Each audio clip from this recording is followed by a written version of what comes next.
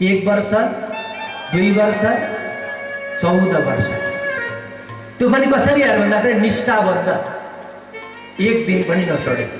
निष्ठाबद्ध भनेको एक दिन पनि नछोडी। सद्गुरुले 40 वर्ष भागवत सुन्ने भयो भने हामीले चाहिँ कति वर्ष सुन्यौं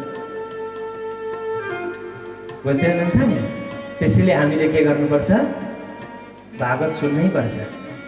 अझै महामती प्राणनाथजीले पनि भागवत सुन्नुहुन्छ। कहाँ? 1 महिना भागवत सुन्नुहुन्छ प्राणनाथजीले। कहाँ भन्नुहोस् त? जुनागढमा हरजी व्याससँग बसेर 1 महिनासम्म भागवत सुन्नुहुन्छ। अब प्राणनाथजी जस्तो व्यक्तित्व, अक्षरातीतको शक्ति लिएर आएका व्यक्तित्वले पनि एकजना विद्वानसँग भागवत सुन्नु भने कति गुणार्थ होला भागवतमा, हामीले बुझ्नु पर्यो नि त यहाँबाट। अनि हामी चाहिँ के भन्छौँ? के राखेको छ र? बोलो राधे राधे भन्नुहोस् त, राधे राधे। अलि साह्रो भनिदिनुहोस् न। त्यसैले भागवत हामीलाई सुन्न बहुत आवश्यक छ। अझै हेर्नुहोस्, अझै भागवत कहाँ सुनाउनुहुन्छ? भगवान शिवजीले पार्वतीलाई अमर कथाको माध्यमबाट कौशिकीमा हुनुहुन्छ। पार्वतीले लक्ष्मीले सोध्नुहुन्छ, प्रभु कसको ध्यान गर्नुभएको? म त तपाईँलाई सोच्थेँ, तपाईँभन्दा ठुलो कोही छैन होला, तपाईँ नै सर्वस्व हुनुहुन्छ भन्ने मलाई लाग्थ्यो। तर तपाईँ त ध्यान गर्दै हुन्छ, मतलब तपाईँभन्दा पनि कोही विशिष्ट छ। किन भन्दाखेरि ध्यान त्यसको गरिन्छ जो आफूभन्दा ठुलो छ, हो कि होइन? भन्दाखेरि भगवान विष्णुले भन्नुहुन्छ, म त्यति सजिलै यो गुणार्थमा भन्न सक्दिनँ, म कसको ध्यान गर्छु? 7 कल्पान्त ध्यान गर्नुहुन्छ लक्ष्मीले गएर वनमा। 1-2 कल्प होइन, 7 कल्प। हेर्नुहोस् है, 7 कल्प ध्यान गर्दा पनि भगवान विष्णुले भन्नुहुन्न म कृष्णको ध्यान गर्छु। अन्तमा गएर जब द्वारिकाको प्रसङ्ग आउँछ, त्यहाँ भगवान कृष्ण मूर्छित भएर जब लड्नुहुन्छ, त्यतिखेर लाग्छ रुक्मणी बनेर आएकी हुन्छन् लक्ष्मी। उनलाई लाग्छ कि कृष्ण बाल कृष्णको पूजा गर्नुहुँदो रहेछ। बोलो कृष्ण कन्हैया लाल की। त्यसैले भागवतको महत्त्व भनेको त के रहेछ भन्दाखेरि यो रहेछ। त्यसैले हामीले भागवत किन सुन्ने भन्दाखेरि यी सबै प्रसङ्गहरूलाई जान्नको लागि हामीले भागवत सुन्न नितान्त आवश्यक छ। त्यसैले श्रीमद् भागवत महापुराण हामी के सुन्न गइरहेका छौँ? श्रीमद् भागवत महापुराण। आज बस यतिको अर्थ गरेर आजको प्रसङ्गलाई हामी विराम दिनेछौँ। अनि सँगसँगै हाम्रो एउटा झाँकी आजदेखि नै प्रारम्भ हुनेछ।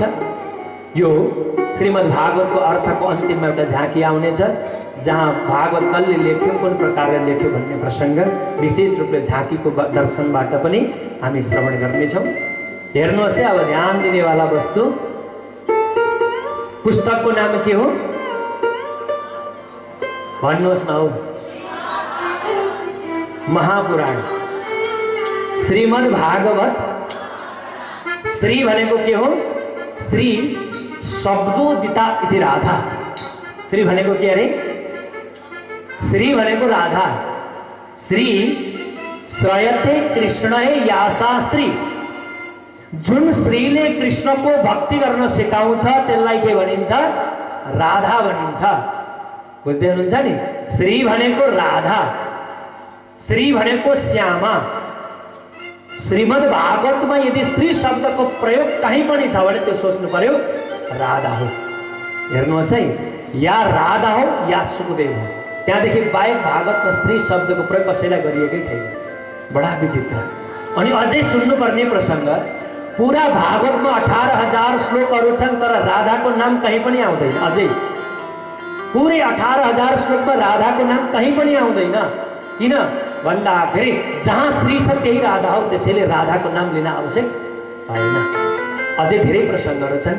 कहीँ सुखदेवलाई परीक्षितलाई भागवत सुनाउँदा राधा शब्द यदि जुबामा उच्चारण भएको थियो भने उहाँलाई ध्यानमग्न हुनुहुन्थ्यो, परीक्षितको मोक्ष कसरी हुने थियो। त्यसैले त्यो प्रसङ्गले पनि राधाको नाम भागवतमा आउँदैन। तसर्थ शब्द पहिलो भागवतको के हो? श्री हो। श्री यानी राधा। अगाडि शब्द आउँछ मद। मद भनेको के हो? हेर्नुहोस्, अलिकति अर्थ बुझ्यो भने मात्रै भागवत बुझिन्छ है। मद भनेको के हो? मद भनेको अहङ्कार। बुझ्दै हुन्छ नि कस्तो मदी व्यक्ति रहेछ भन्छ नि। त्यो हात्ती पनि कोही बेला पागलपन गर्यो भने हात्तीलाई पनि भनिन्छ नि कस्तो मद भएर हात्ती अगाडि बढिरहेको छ पनि भनिन्छ नि, यानि अहङ्कारी व्यक्तिलाई मदी। अब भागवतमा मद अहङ्कार, भागवतमा पनि कोही कोही बेला अहङ्कार हामी गर्नुपर्छ, भक्तले पनि कोही कोही बेला अहङ्कार गर्नुपर्छ। हेर्नुहोस् भागवतले ज्ञान दिन्छ नि। अब भन्न चाहिँ के भनिन्छ, भक्तहरूले अहङ्कार गर्नु हुँदैन भन्छन्, हो कि होइन? तर भागवतले हामीलाई अहङ्कार पनि गर्नु भन्छ। कसरी अरे त कस्तो अहङ्कार अरे भन्दाखेरि हामी दुईजना कहीँ जाँदै थियौँ, हेर्नुहोस् अहङ्कार कस्तो। तपाईँ र हामी कहीँ जाँदै थियौँ, अब तपाईँको नियम छ बाहिर खाने, मेरो छैन, बुझ्नु भयो नि। अब तपाईँ खानुहुन्छ बाहिर, म खान्न। तपाईँ होटलको भोजन गर्नुहुन्छ, म गर्दिनँ, उदाहरण। अब त्यो व्यक्तिले भन्यो अरे खाऊ खाऊ भन्छ, अब म खान्न, त्यो व्यक्तिको लागि म के भएँ, अहङ्कारी भएँ, बुझ्दै हुन्छ नि। त्यो व्यक्तिको लागि म अहङ्कारी भएँ, तर मेरो भक्तिको लागि म के छु, म ठिक छु। किन भन्दा म भक्ति गर्दैछु, त्यो मेरो आफ्नो नियम छ नि त। तपाईँहरूले मङ्गलसूत्री धेरै ठाउँमा टाँस्नु भएको छ, त्यही 1008 मङ्गलसूत्रीमा एउटा सूक्ति गुरुजी महाराजले भन्नुहुन्छ, होटलको भोजन साफ हुन्छ तर पवित्र हुँदैन। अब मेरो नियम छ नि त बाहिर खान्न। व्यक्तिले भक्तले अहङ्कार पनि गर्नुपर्छ, तर यस्तो अहङ्कार मेरो आफ्नो भक्तिको लागि कसैले बाधा बन्दैछ भने म आफू अहङ्कारी हुन स्वीकार छ। त्यसैले भागवतमा मद शब्दको प्रयोग त्यसैले गरियो। मद भनेको अहङ्कार। कोही के बेला कृष्ण पनि अन्तर्ध्यान हुनुभयो भने राधालाई पनि लाग्छ केही छैन, कृष्ण तपाईँ नहुँदा पनि मलाई केही हुँदैन, बुझ्दै हुन्छ नि। 100 वर्षको वियोग हुँदा पनि मलाई केही फरक पर्दैन। त्यसैले भागवतको महात्म्यमा भन्नुहुन्छ कि तेनै वाङ्मय मूर्ति प्रत्यक्ष वर्तते हरि, भन्नुहुन्छ कृष्ण तपाईँ त भागवतमा साक्षात हुनुहुन्छ, तपाईँ अगाडि उभिन के आवश्यक छ र? बोलो राधे राधे। बुझ्दै हुनुहुन्छ नि। दर्शनमा जुन आनन्द छ नमिल्दा त्योभन्दा आनन्द छ। दर्शन गरिसकेपछि त भइगयो नि त। जब कपिल भगवान घरमा हुनुहुन्छ, कपिल भगवानका पिता कर्दमलाई कसैले सोधेछ, भगवान तपाईँ घरमा भगवान 24 अवतारमा एउटा प्रकट हुनुहुन्छ, तपाईँ ध्यान गर्न चाहिँ वनमा किन जानुभएको, परमात्मा त घरमै त हुनुहुन्छ नि भनेर भक्तहरूले सोद्धाखेरि उहाँले भन्नुभएछ, अरे भगवानको दर्शन गर्दा जुन आनन्द छ नि त्योभन्दा आनन्द त नमिल्दा जुन त्यो आनन्द दिएछ। त्यसैले नमिल्दाको आनन्द लिन म जाँदैछु। बोलो राधे राधे। त्यसैले राधाले पनि भन्नुहुन्छ परमात्मा भागवतमा साक्षात हुनुहुन्छ, तेनै वाङ्मय मूर्ति प्रत्यक्ष वर्तते हरि। हरि साक्षात कृष्ण नै भागवत हो भने मैले कृष्णलाई पाउने के आवश्यक छ र? मैले भागवत पाएँ भने भइगयो। यो राधाको बुद्धि हो, यो राधाको लीला हो। अब मद भनेको अर्को भण्डार पनि हो, बुझ्दै हुनुहुन्छ नि। मद भनेको भण्डार पनि हो, भण्डार भनेको कृपाको भण्डार। राधाको कृपा बेगर हामीलाई त्यो विधि कृष्ण प्राप्त हुनै सक्दैन। त्यसैले मद हुन यानि राधाको कृपा हुन पनि आवश्यक छ। अर्को अर्थ अगाडि के भन्नुहुन्छ, भागवत शब्द कतिवटा छन्? 4वटा। ध्यानले सुन्नुहोस् है, नबोल्नुहोस् है। म त बोल्नु भयो बिचमा भने त नाम लिन्छु नि फेरि, फलानु बोल्दै हुनुहुन्छ भने। बोलो कृष्ण कन्हैया लाल की। भागवतमा कतिवटा शब्द छन् अरे? भागवत। भागवत भनेको के हो? भाष्यते सर्ववेदेषु गीयते नारदा देवी वरिष्ठम सर्वशास्त्रेषु तरन्ती भवसागरं। भागवत भनेको के अरे? भा भनेको भाष्यते सर्ववेदेषु, जति पनि ज्ञानहरू छन्, चाहे 18 पुराण हुन्, चाहे 18 उपपुराण हुन्, चाहे 6 शास्त्र हुन्, चाहे 108 उपनिषद हुन्, चाहे 64 तन्त्रशास्त्र हुन्, चाहे पाश्चात्य ज्ञान हुन्, चाहे बाइबल होस्, चाहे कुरान होस्, चाहे जम्बुर होस्, चाहे तौरेत हो, हेर्नुहोस् है, जति पनि ज्ञानहरू छन् त्यो सबै ज्ञानका स्रोत के अरे? वेद। अनि त्यो वेदको पनि सार के अरे? भागवत। अब आँपको बोटमा आँपको बोट, यो आँपको फल बोट हो भनेर हामी आँपको त डाक्ला त खाँदैनौँ नि त, के खान्छौँ? फलै त खान्छौँ, हो कि होइन? भागवत वेद भनेको आँपको वृक्ष हो भने भागवत भनेको त्यो फल हो। त्यो फल पनि कस्तो त भन्दाखेरि निगम कल्पतरुर गलितम फलम, पाकेको फल अरे। अझै हेर्नुहोस् न, काँचो आँप पनि त खान सकिँदैन नि त, पाकेकै चाहिँ मिठो हुन्छ नि त। भागवत चाहिँ पाकेको फल अरे। त्यसैले भागवत भनेको के त भन्दाखेरि जति पनि शास्त्रहरू छन् ती सबै शास्त्रहरूमा वरिष्ठम सर्वशास्त्रेषु, वरिष्ठ शास्त्र अरे, त्यहाँभन्दा ठुलो शास्त्रै छैन अरे। सुन्दै हुनुहुन्छ नि? हाम्रा हिन्दू शास्त्रमा मूल शास्त्र भनेको हाम्रो विशेष गरेर वेद हो। अनि त्यो वेदको पनि सार चाहिँ भागवत हो अरे। अनि वेदको फल यानी भागवत हो भने हामीले भागवत श्रवण गर्न गइरहेका छौँ। कसले गायो अरे भन्दाखेरि गीयते नारदा देवी। यो भागवतलाई त नारद र देवी भनेको ब्रह्म सृष्टिहरूले गाउने प्रयास गरे, यानी गोपीहरूले। भागवतलाई गाउने परम्परा, कृष्णको महत्त्व त ब्रह्म सृष्टि गोपीहरूले बढाए अरे। अगाडि भन्नुहुन्छ यो भागवत सुन्यो भने के हुन्छ अरे, अन्तमा भन्नुहुन्छ त तरन्ती भवसागर। भागवतले के गर्छ अरे, मर्न मात्रै सिकाउँदैन, तार्न पनि सिकाउँछ अरे। बुझ्दै हुनुहुन्छ नि? तरन्ती भवसागर, धुन्धुकारीलाई तार्यो, परीक्षितलाई तार्यो। हेर्नुहोस् न, परीक्षितलाई तार्दाखेरि ब्रह्मलोकबाट माथि जाँदै थियो अरे परीक्षित। ब्रह्माजीले सोध्नु भयो, अरे मेरो लोकबाट माथि कसरी गयो भनेर सोद्धाखेरि त कसैले भने उसले भागवत सुनेर गएको भन्नु अरे। हेर्नुहोस् है, अब भागवत सुन्यो भन्दाखेरि त ब्रह्माजीले एउटा तराजुमा भागवतलाई राख्नु भयो अरे, अर्को तराजुमा चाहिँ सबै शास्त्रलाई राखेर उठाउनु भयो अरे। उठाउँदाखेरि त त्यो भागवतको पलडा चाहिँ भारीको भारी भयो अरे। हेर्नुहोस् त, भागवत भनेको कस्तो वस्तु रहेछ। परीक्षित तरेर माथि जाँदाखेरि ब्रह्मा भगवानले देख्नुभयो मेरो लोकबाट माथि कसरी गयो। किन भन्दाखेरि विराटमा हजुरले सुन्नुहुन्छ, कसैले पनि आफ्नो लोकबाट माथि आत्मालाई जान दिँदैन, तान्ने प्रयास गर्छ। अब त्यो तान्ने प्रयासमा माथि जाँदाखेरि ब्रह्मालाई पनि अलिकति चुबेछ, भित्र दुःख लागेछ। मभन्दा माथि यो कसरी गयो, मेरो लोकबाट माथि कसरी गयो भन्दाखेरि त त्यहाँका पार्षदहरूले भनेछन् यसले भागवत सुनेर माथि गएको भन्दाखेरि त लघु निन्यानी जातानी। हेर्नुहोस् है, तौलिने तराजुमा तौलिने प्रयास गरेछन्। तौलिँदाखेरि त भागवत शास्त्र त के भएछ, भारीको भारी भइदाखेरि त ब्रह्मालाई पनि लागेछ भागवत त सुन्नुपर्छ भनेर। त्यो ज्ञान परमात्माले दिएको ज्ञान, चतुर्श्लोकी भागवत जो पूर्णब्रह्म परमात्मा अक्षरातीत कृष्णले अक्षर ब्रह्मलाई प्रदान गर्नुभयो। जुन ज्ञान अक्षर ब्रह्मले नारायणलाई आदि नारायणलाई प्रदान गर्नुभयो, त्यही ज्ञान ब्रह्माले प्राप्त गरे, त्यही ज्ञान नारदमा आयो, त्यही नारदले 4 सनकादिकलाई ज्ञान दिनुभयो, त्यही ज्ञान यतापट्टि आएर सुखदेवले प्राप्त गरे, व्यासले प्राप्त गरे। अनि व्यासले प्राप्त गरेर सुखदेव आफ्नो पुत्रलाई सुनाउनु भयो, सुखदेवले राजा परीक्षितलाई सुनाउनु भयो। त्यो परीक्षितले सुनेको कारण कहाँ पुग्नुभयो, आफ्नो परमात्माको धाममा पुग्नुभयो। यो भागवतको एउटा परम्परा। कसले? अक्षरातीत कृष्णले अक्षर ब्रह्मलाई दिनुभयो, यही भागवतको ज्ञान। वही अक्षर ब्रह्मले कुटस्थ शरीर बनाएर आदि नारायणमा आएर त्यो ज्ञान प्रदान गर्नुभयो।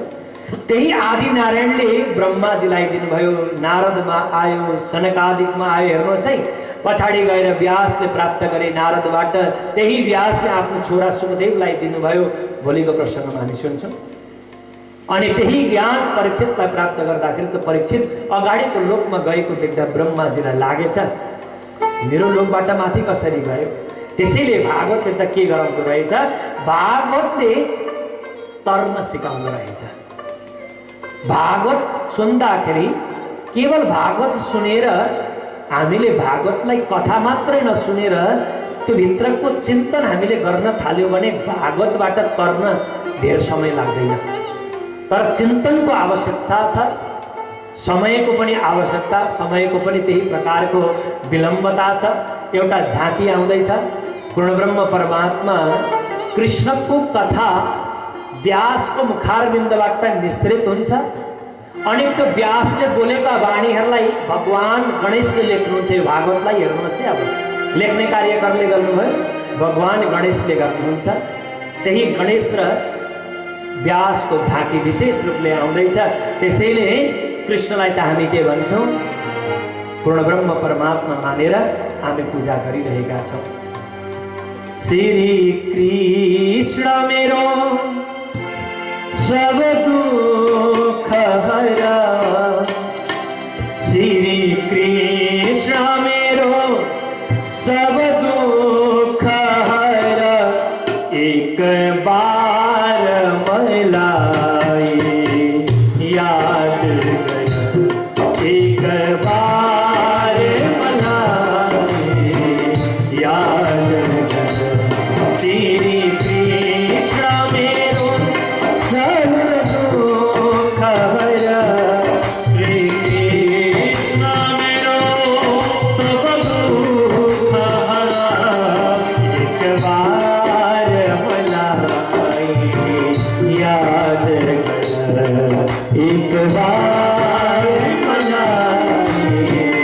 याद कर, श्री कृष्ण मेरो।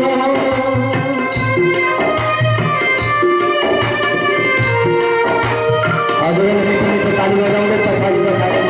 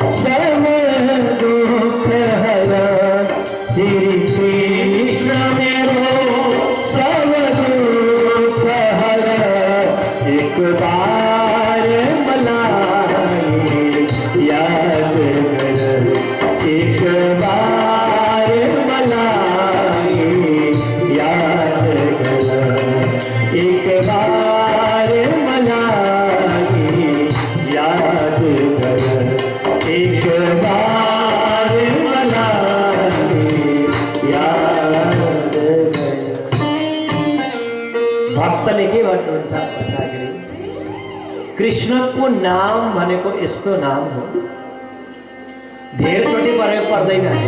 कतिचोटि? एकचोटि। प्राणनाथजीले पनि त्यही कुरो दोहोऱ्याउनुहुन्छ र भन्नुहुन्छ, परण आवे तोल एकले मुख श्री कृष्ण कहन्त, प्रसिद्ध प्रकट पादरी कीवता कीव करन्त। प्राणनाथजी भन्नुहुन्छ धेरैचोटि बोल्ने आवश्यकै छैन परमात्माको नाम। कतिचोटि? एकपल्ट। कसरी त भन्दाखेरि हृदय शुद्ध भएर, अन्तर हृदय साफ भएर, अन्तर्दृष्टि पनि साफ भएर हामीले परमात्माको गुणानुवाद एकचोटि हामीले ल्याउँ। दुईटा कुर्सीको व्यवस्था अगाडि गरिदिनु होला। यदि परमात्माको गुणानुवाद यदि हामीले एकपल्ट पनि शुद्ध हृदयले अगाडि ल्याउनु होला। अगाडि बोल व्यासी महाराज की।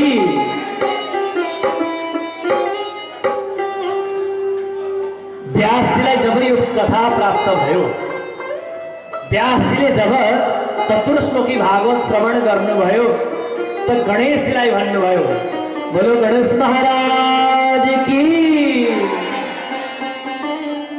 गणपति बाप्पा, गणपति बाप्पा। गणेशजीलाई बोलाउनु भयो र भन्नुभयो व्यासले, के भन्नुहुन्छ? हे व्यास, हे गणेश महाराज, मलाई चतुर्श्लोकी भागवत प्राप्त भयो, मैले 17 पुराणको रचना गरिसके, मलाई 18 पुराण लेख्नु छ, रचना गर्नु छ। मलाई म बोल्दै जान्छु, तपाईले केवल कलम चलाइदिनुहोस्, लेखिदिनुहोस्। भन्दाखेरि गणपति बाप्पाले भन्नुहुन्छ, गणेश भगवानले भन्नुहुन्छ कि हे व्यास मुनि, तपाईले भन्नुभयो म अस्वीकार त गर्नै सक्दिनँ, स्वीकार्छु, तर मलाई बीचमा समय पनि मिल्नुपर्छ। के को लागि? भन्दाखेरि चिन्तन गर्नको लागि पनि मलाई समय मिल्नुपर्छ। यो श्लोक के भावमा बोलिँदैछ त्यो पनि मलाई चिन्तन हुनुपर्छ भन्न गणेश भगवानले भन्दाखेरि व्यासले सोच्नुहुन्छ ठिकै छ। हेर्नुहोस् है, अब विचित्र बात प्रसङ्ग यो हो, भागवतमा लगभग 200वटा श्लोक आउँछ नि। जब भागवत जब सुरु हुन्छ 200वटा श्लोक लगभग पुरा भएपछि एउटा यस्तो श्लोक आउँछ, बहुत कठिन श्लोक आउँछ। त्यसैले भागवतमा पनि भनिन्छ, भागवत ग्रन्थ कस्तो ग्रन्थ अरे भन्दाखेरि यदि विद्वानहरूको परीक्षा लिनुपर्छ भने भागवतबाट लिनुपर्छ। बुझ्दै हुनुहुन्छ नि? विद्यातां भागवते परीक्षा।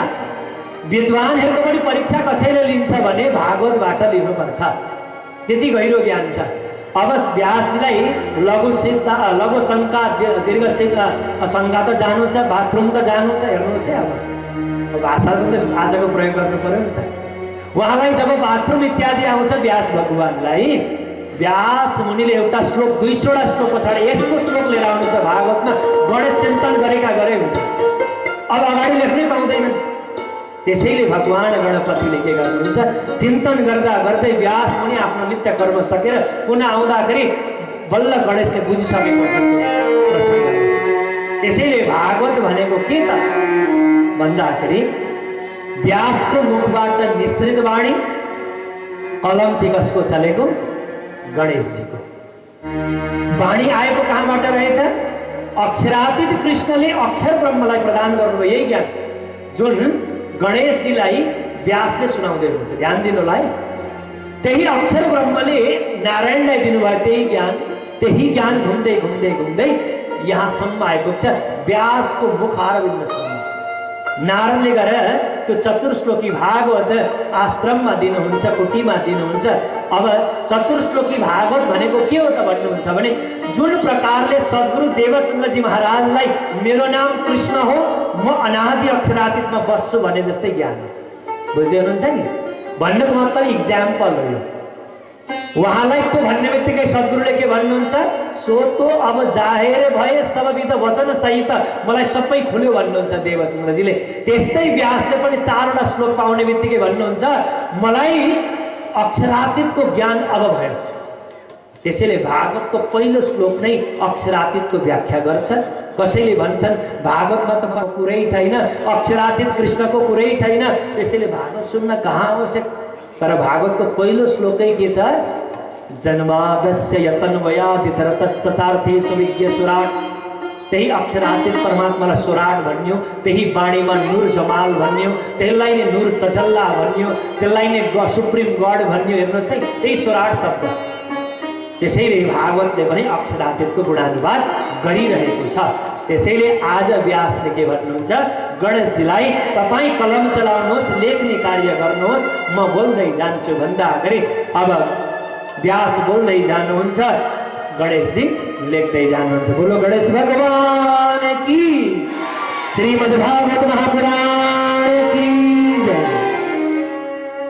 भागवतलाई अर्को नाम के भनिन्छ अरे? परमहंस संहिता। ध्यानले सुन्नुहोस् है, अन्तिम प्रसङ्ग हो नि। भागवतको अर्को नाम के अरे? साह्रो भन्नुहोस् न। जस व्यक्तिले परमहंस कसलाई भनिन्छ? जुन व्यक्तिको अवस्था परमात्मासँग सार्थक छ, जुन अवस्थाको व्यक्ति परमात्मासँग साक्षात्कार हुन सकेको छ, त्यसलाई के भनिन्छ? परमहंस भनिन्छ। व्यास साक्षात परमहंस हुनुहुन्छ। व्यासको मुखबाट निक्लेको वाणीलाई के भन्यो? परमहंस संहिता भन्यो। सुखदेवको मुखबाट निक्लेको वाणीलाई के भन्यो? परमहंस संहिता भन्यो। परमहंस एउटा अवस्थाको नाम हो, जसलाई वितग्म हक्की दर्जा पनि भनिन्छ। अवस्था त्यो। संहिता भनेको सम्यक हितम यासा संहिता। ध्यानले सुन्नुहोस् है, संहिता भनेको के अरे? सम्यक हितम यासा संहिता। जसले राम्रो कुरो मात्रै सिकाउँछ, नराम्रो कुरो सिकाउँदैन त्यसलाई संहिता भनिन्छ। त्यसैले भागवतको अर्को नाम के रहेछ? परमहंस संहिता रहेछ। भागवतको पहिलो श्लोक हामी हात जोडेर उच्चारण गरौँ। सबैले एकचोटि हात जोडिदिनुहोस् त। भागवतको पहिलो श्लोक यदि गुणार्थ छ, त्यसको व्याख्या हामी प्रसङ्ग अगाडि आएर प्रसङ्गमा जरुर गरौँ न। केवल यो श्लोकलाई मात्र उच्चारण गरेर हामी अहिलेको प्रसङ्गलाई हामी विराम दिनेछौँ। 4:30 भन्दा पनि अगाडि गइसकेको छ। सच्चिदानन्दरूपाय विश्वोत्पत्त्यादिहेतवे तापत्रय विनाशाय श्रीकृष्णाय वयं नमः। श्रीकृष्णाय वयं नमः। यो भागवतको महात्म्यको पहिलो श्लोक हो, जसले परमात्माको परिचय, कार्य परिचय, स्वभाव परिचय, नाम परिचय, 4वटा परिचय विशेष रूपले यो श्लोकले दिनेछ। अहिलेको समय भइसकेको छ। विशेष गरेर रातिको प्रसङ्गमा हजुरहरूसँग त्यो प्रकारको वार्ता भएको छैन। के कसो छ मन सञ्चालकले त्यो प्रकारले हजुरलाई दिनुहुनेछ। यदि रातिको प्रसङ्ग हुने छ भने, छैन भने म भोलिको प्रसङ्गमा दिउँसै महात्म्य सक्नेछु। होइन राति प्रसङ्ग हुन्छ भन्नुहुन्छ भने रातिको प्रसङ्गमा अलिकति महात्म्य 5-10 मिनटको महात्म्य हामी दिनै पछि बेलुकाको प्रसङ्गमा अवश्य सुन्नेछौँ भन्ने सद्भावना सुभावनाका साथमा यही प्रकारले निरन्तर रूपले हजुरहरू आउनुहुन्छ। बाइजुराज सङ्घ अनि विशेष गरेर मन्दिर सञ्चालन समितिको यो तत्त्वावधानमा भइरहेको विशेष यो कार्य हजुरहरू सबैको साथ सहयोग रहनेछ। बिहानको प्रसङ्गमै हामीले धेरै कुराहरू जानिसक्यौँ, सुनिसक्यौँ। त्यसैले यी सबै शब्दहरूलाई, सद्भावनाका शब्दहरूलाई लिँदै लिँदै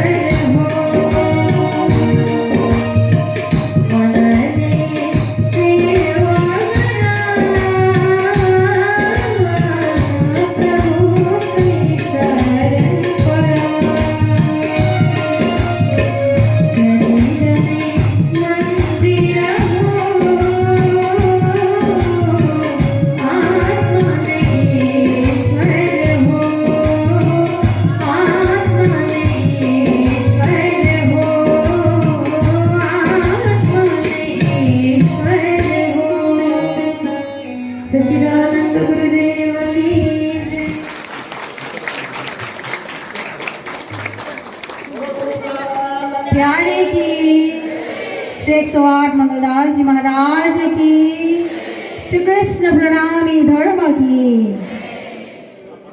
सो पुस्तकको लोकार्पण भएको घोषणा हाम्रा श्री कृष्ण प्रणामी धर्म सभा कालिम्पोङबाट प्रदान हुने श्रीमान सीके श्रेष्ठजीलाई यहाँबाट गरिदिनु हुन अनुरोध गर्दछु। अनि भाइ सुनिल राईद्वारा रचित ऐतिहासिक पुस्तक फर्केर हेर्दा मङ्पुमा प्रणामी धर्म, यसको तपाईहरु सबैको समक्ष गुरुजनहरूलाई साक्षी राखेर विमोचन भएको यहाँबाट घोषणा गर्दछु। प्रणाम।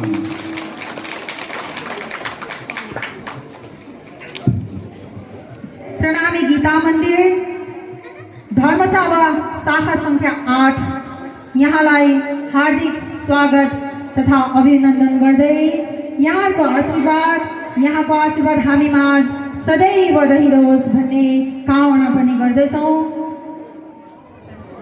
र यस अवधि म आदरणीय बहिनी मन्जुलाई बानी गायन पनि सँगसँगै गरिदिनु हुन अनुरोध गर्दछौँ।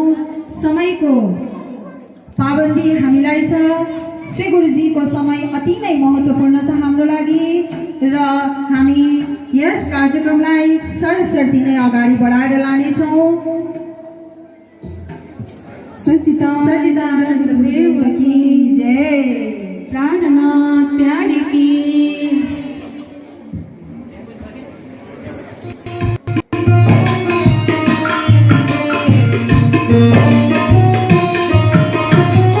ज्ञान देवो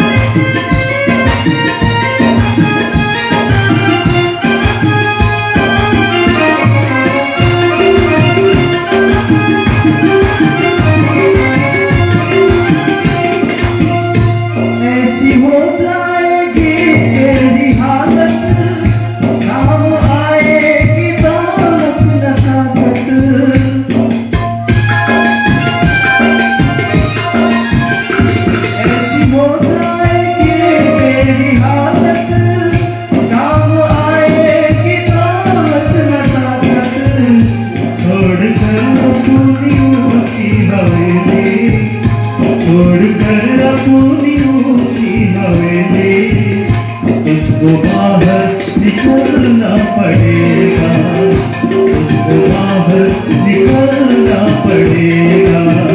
जिंदगी किराए का घर, जिंदगी किराए का घर है, लेकिन एक दिन बदलना पड़ेगा, लेकिन एक दिन बदलना पड़ेगा।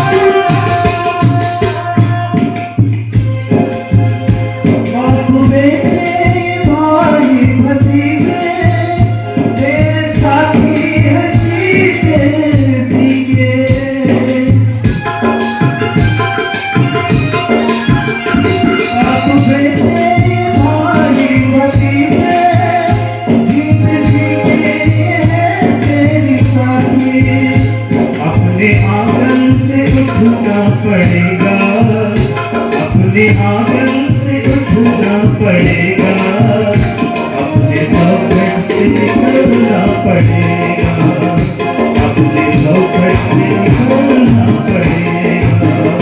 जिंदगी किराए का घर है, जिंदगी किराए का घर है, लेकिन एक दिन बदलना पड़ेगा, लेकिन एक दिन बदलना पड़ेगा। जिंदगी किराए का घर है, लेकिन एक दिन बदलना पड़ेगा। जिंदगी किराए का घर है, लेकिन एक दिन बदलना पड़ेगा। मौत जब तुझको आएगा नादा, मौत जब तुझको आएगा नादा, घर से बाहर निकलना पड़ेगा, घर से बाहर निकलना पड़ेगा। एक दिन बदलना पड़ेगा, एक दिन बदलना